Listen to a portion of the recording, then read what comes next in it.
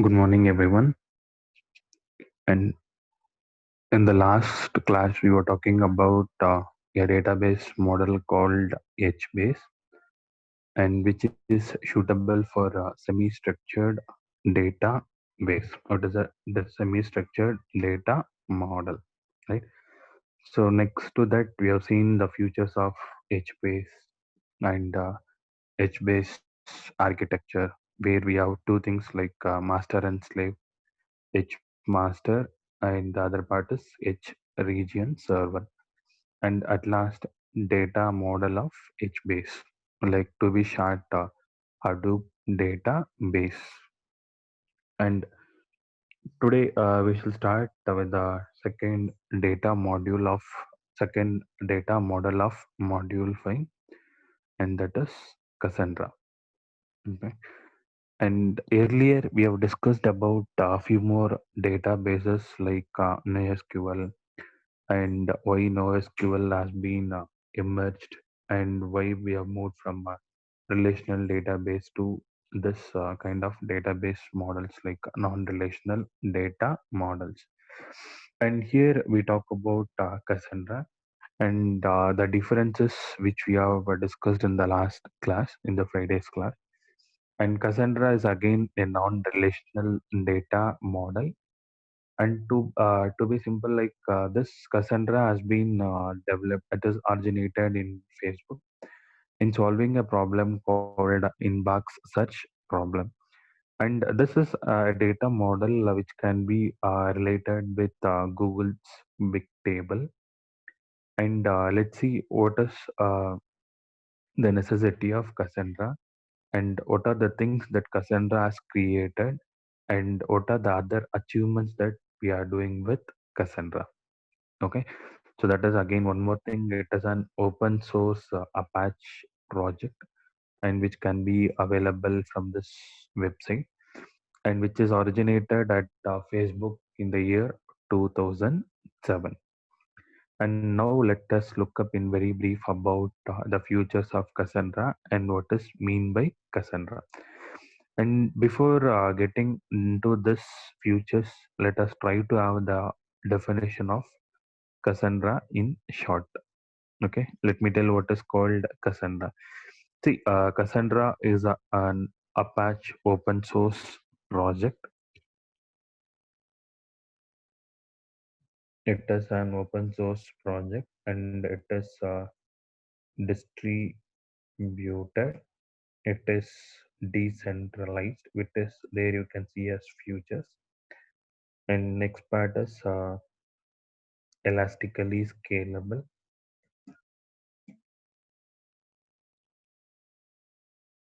elastically scalable, and which is highly available in the tunable consistency,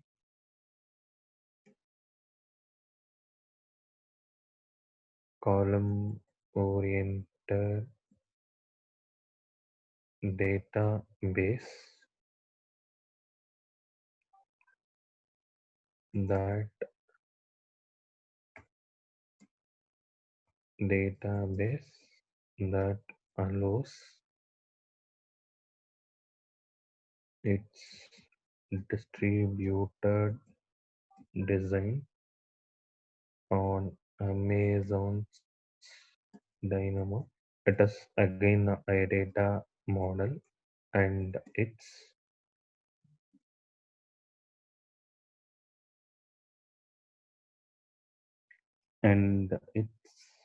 its data model on Google Big Table. So this is what in short about Cassandra. And before getting into this, and let us try to recall the difference between two terms. See, the one reason of moving from the relational database system to non-relational database system is scalability. And in scalability, we have two things. One is vertical scaling.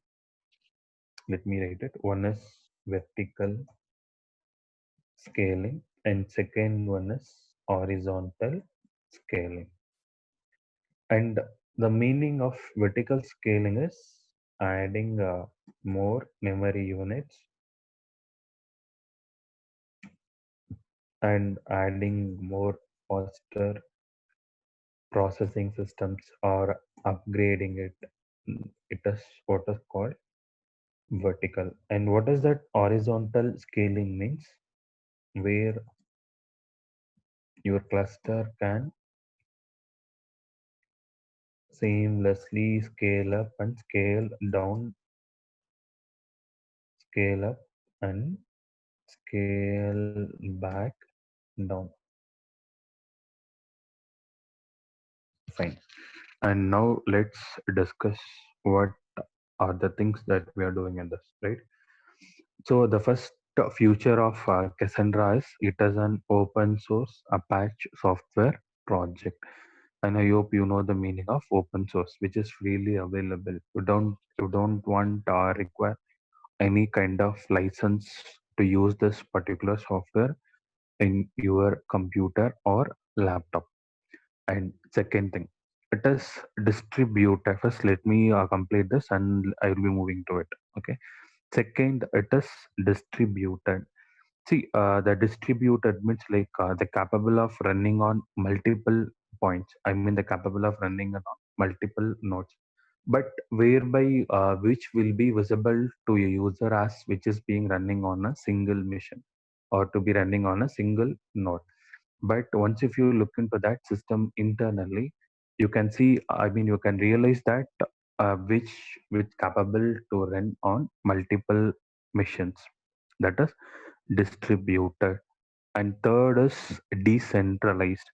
So this is where it works. I mean, decentralized. By decentralizing, you can achieve no single point of failure. I mean, not even a single node gets failed. You will be having a replica copy of that failed node on the other node. There is no meaning that we have lost the data, or I mean at the point at zero time, at zero downtime, you'll be getting the data copy of the data, even though that particular node or the particular cluster is getting failed. That is decentralized. When it is decentralized, you will not be having a control. I mean, when it is centralized, whereby only one will be master, which will be having the control of the entire system. And when it is decentralized, all the nodes will be equally connected and distributed. So thereby, where one node gets fails, it will not make the other nodes also to get failed. Other nodes will be still keep on working. That is decentralized. And this elastically scalable, that is called horizontal scaling. Okay. This elastically scalable, that is called horizontal scaling. So scalability means enlarging, increasing. I can scale up or I can scale down. And if it is vertical scaling, what I will be doing is I will be adding little more memory units. See, like let me take my database has 1 GB of data and it is filled of 1 GB data. And if I get little more data like 500 MB or one more NGB of data set to my database, what I will be doing is I will be creating additional memory area to store and process that database, that data set. That is called vertical processing or upgrading of my machine with the faster processing unit, something like that. That is called vertical scaling. And elastically scalable means it is called horizontal scaling. I mean, at any time, your cluster should be capable to scale up and scale down normally. It should not be something like a static, which should be something dynamic, which can be get upgraded, which can be get downgraded. That is elastically scalable. And next point, highly available. Since it is decentralized, data will be available at any time. That is highly available. And fourth point is tunable consistency. So what is mean by this consistency? It means like let me write it. What is mean by this tunable consistency. So it means that a read always return the most recently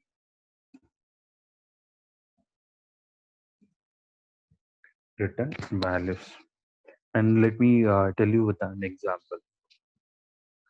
Treat that two users are placing an order for a same item. I mean, placing a reserving a ticket for the same seat. Okay, and for each every ticket reservation, like even placing an item in an order, so there will be you will be given some time seconds, and if your transaction is completed within that particular time, you will be I mean you will get the transaction successful, and for the other guy it remains the transaction is unsuccessful, even though the amount has been deducted, you will not be able to book the seat, right? So it is also one consistent, it is called consistent, it is tunable consistent. It means the most recently returned values will be returned as a result. That is tunable consistency. So consistency means how far it is consistent to your system. That is what consistency. And next one is column oriented database. So it is a column oriented database. So by these features, it allows its distributed design on values Amazon's Dynamo. It is again a database model, and it is similar to Google's Bigtable model. So it is where Cassandra fits.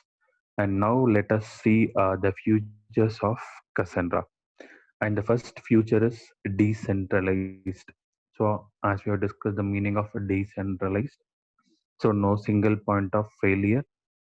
We can make sure that the node availability at any time will be granted. And second, supports replication and multi-data center replication.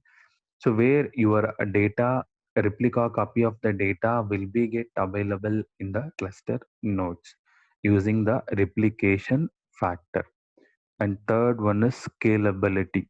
That is what we called elastically scalable.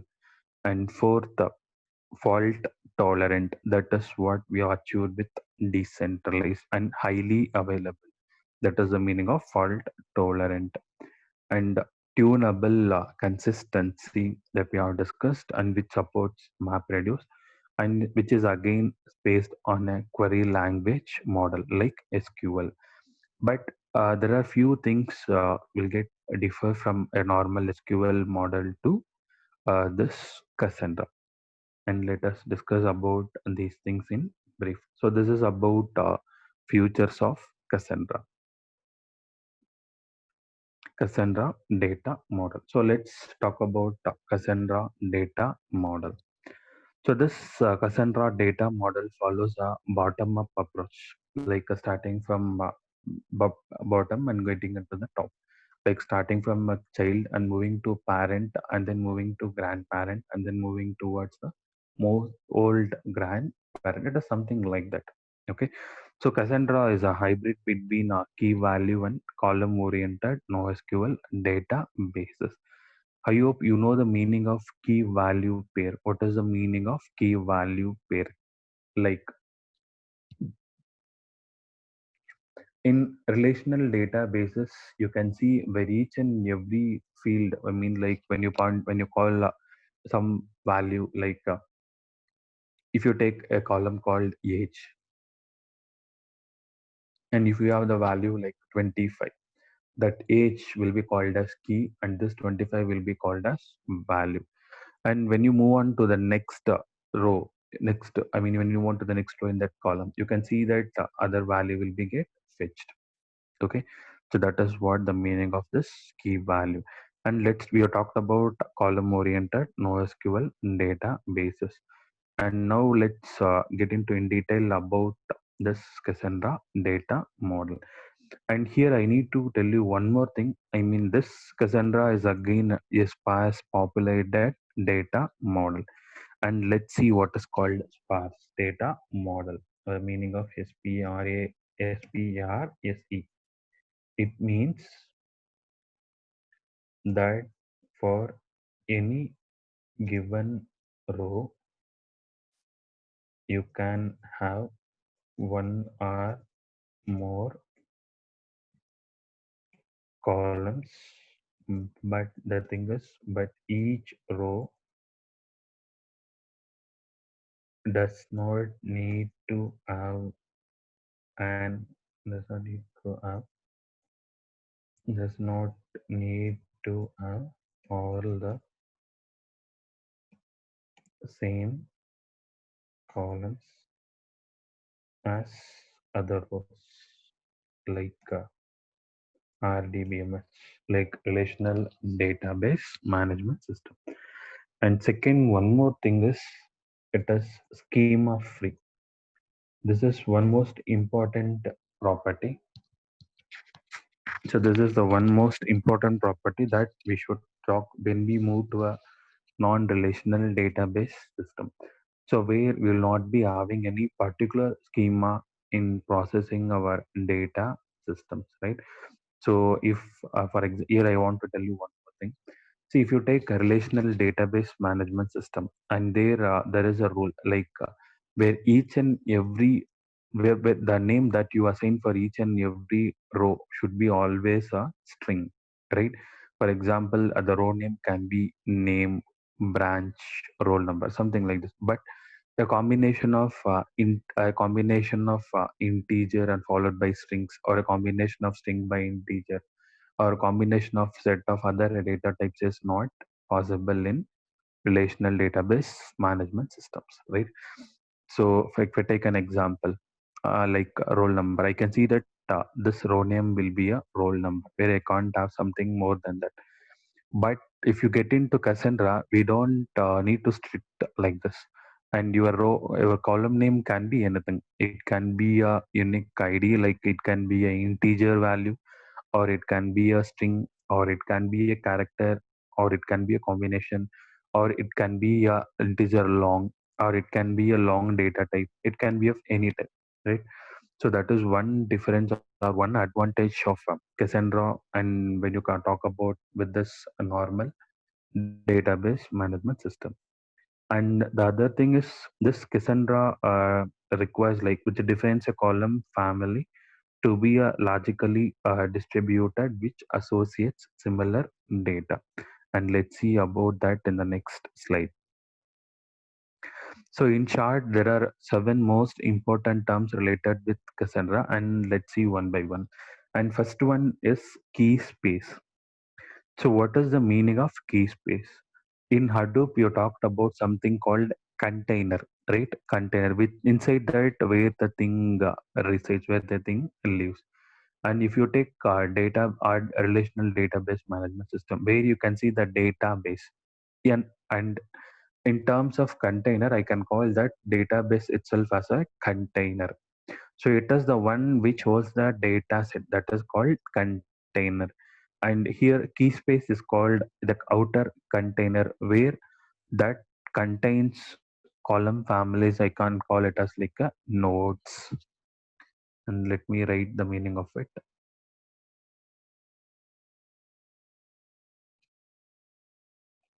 So Cassandra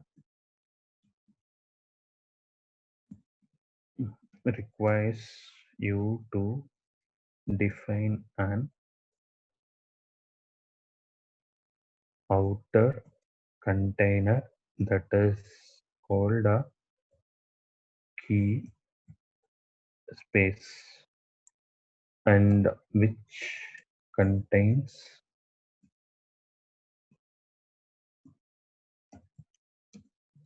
column families. And let's talk about column families in the next slide. Okay, I hope now the meaning is clear. See, in the usual database schema that you call as a database schema in SQL, you can see that the complete database itself is a container.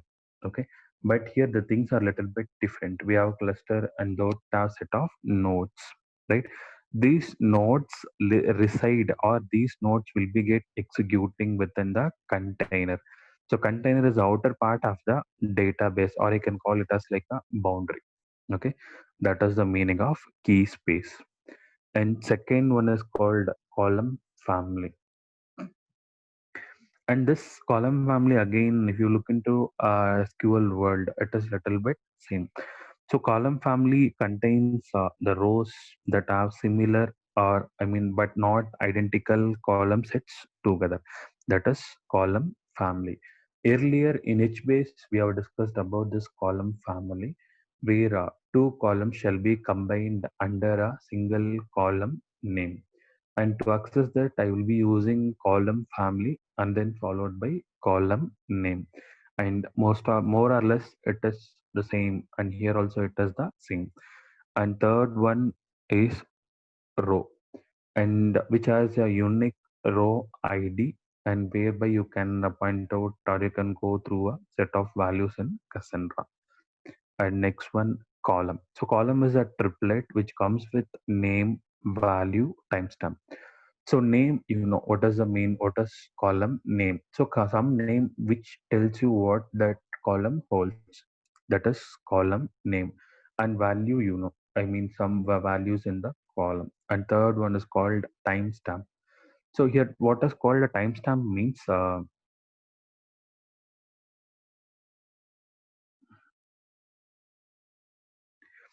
when uh, when you start reading or fetching some data from the database, and what is the time that is required to complete this, I mean till the last line the things get updated.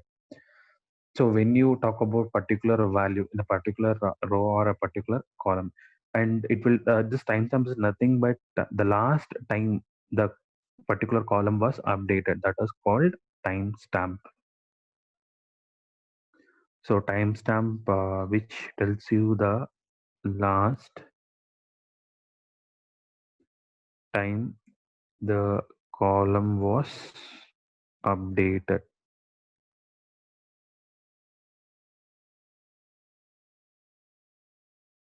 Okay, that is called time stamp. And next part is super column. And here we have one more thing called super column. So it is again a tuple, and which is a name and collection of columns. And I hope you know the meaning of tuple. What is called a tuple? It is again, if you take as like a data structure, it comes as like a list. And next part is data types. In data types, we have two things. One is validators and comparators. And regarding this data type and index, let's ask when you move into that particular topic. Okay. And now, so here you can see a diagram, and which will just give me a minute. Okay. And here you can see the diagram, which shows you the logic idea of this Cassandra. As I told you, Cassandra is a bottom-up approach. See, and let's see the most important terms. So I told you like this key space is a border. I mean, this key space is a outer container. That is what this key space is doing. So key space is a container. So within that, you can see all the other thing gets stored.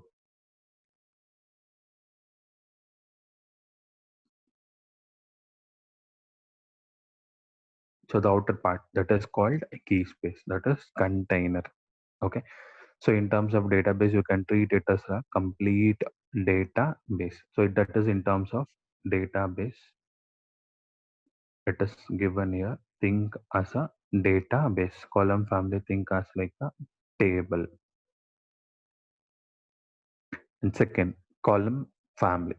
So column family is nothing but as you call like a table where each holds the column and the value. Okay.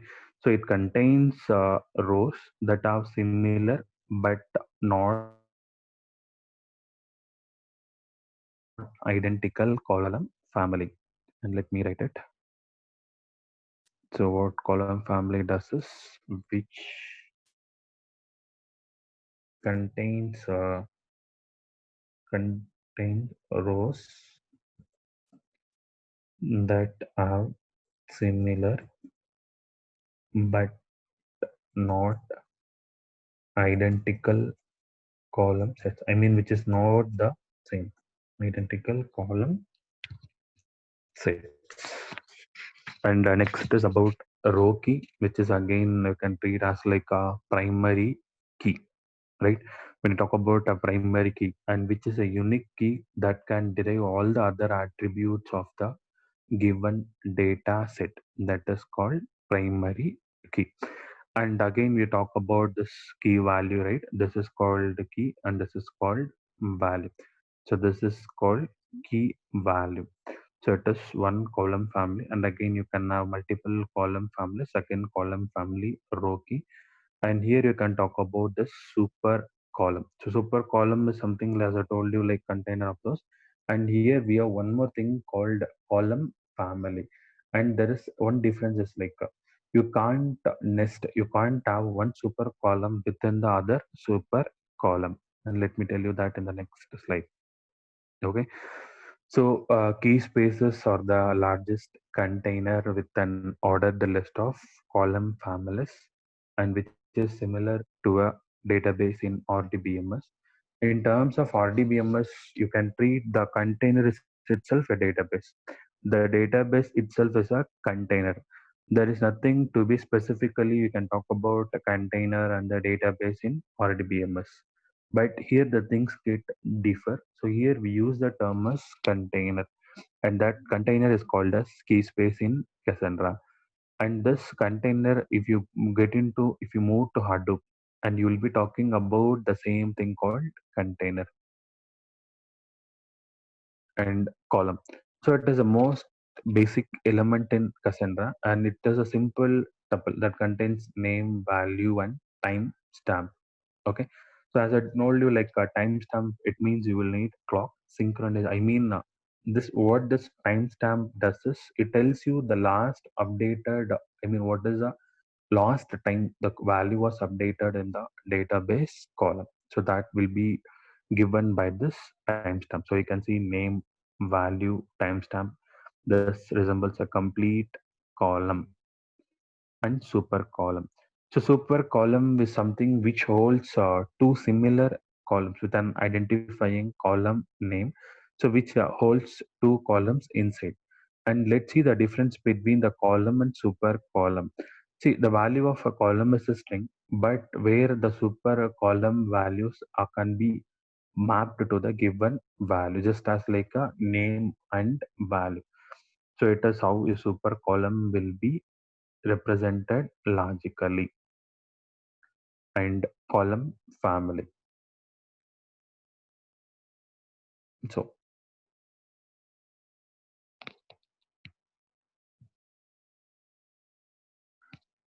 a column family holds a number of rows.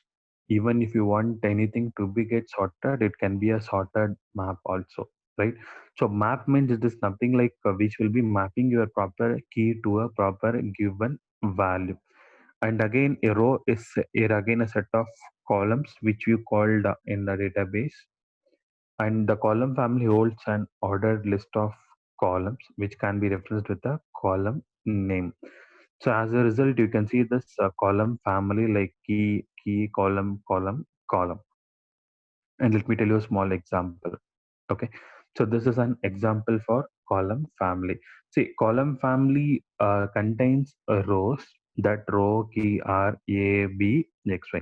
So column family contains a rows that have similar but not identical column sets, so which is going to hold a column values which is not identical. And here you can see column A value, I mean first row, first column value. So thereby you can see the value of it, and again value of C. And again here first row, second column value, and 001 something Z30 something like that. And here you can see name matter. And this is where this is most important. See, as I told you, like in relational database, your column name should be a string. Whereas there is, I mean, there is no way of rewriting your column name in the other data type format other than string. It has to be written only in string. But here it can be written in even other data type formats. Okay. And second, one more thing with this column family. So when I talk about a schema free, so in relational database systems, I know what kind of data that a column will, that a field will be having in the database. And for example, if I take an attribute called age, and the value of this age will be only of integer type, so which is well known in relational database. If I take name, so it is going to be only in data type called string, so where I will not be getting any other kind of data. So I will be knowing what kind of data that I will be getting in my database or in my database field. But and here, and we are not sure that what kind of data that our database gets holds. I mean, what kind of data that our database is going to get from a data source, which is not known, right? That is schema free. So that data can be an integer, the data can be a float, or data can be of some other type. So when you talk about a string, you can even have a combination of character and a combination of character and integer. And this is example for column family. And here let's talk about super column. Okay. And super column is something as like family columns which contains rows of super columns. And if you see together super column, column one, column two, super column one, column two. And let's look into this example. And even though it is a column oriented data store or column oriented data model, which works with respect to row key, right? Row key is A, B, X, Y, and columns, it is going to hold a column, I mean CA next 11, and next one more column value within this column. You can call this something like a column family, right? So column family, where two columns will be get stored, or two columns will be logically related under a single column name, that is column family. Okay, here that is what it is given here, column family with super columns. So where you can see your column will be holding 2 to 3 values. I mean, it can be more than that also. So 2 to 3 values, I mean multiple values, multiple column values that are stored under a single column, or that are stored under a single column model. That is called column family with super columns, and that is the meaning of super columns. Okay, and next, we are talking about this data type in Cassandra. And here we have two things. One is key and second one is column. And the data type of a row key is called validator, and the data type for a column name is called comparator. Okay. And let's in detail talk about the data types of Cassandra. What are the predefined data types and what are the other things that we can do with the Cassandra? As same like at the end of HBase data model, we have discussed about clients like HBase clients, and here too same at the end of this Cassandra data model, we'll be talking about Cassandra clients, and we shall talk about few more examples of Cassandra.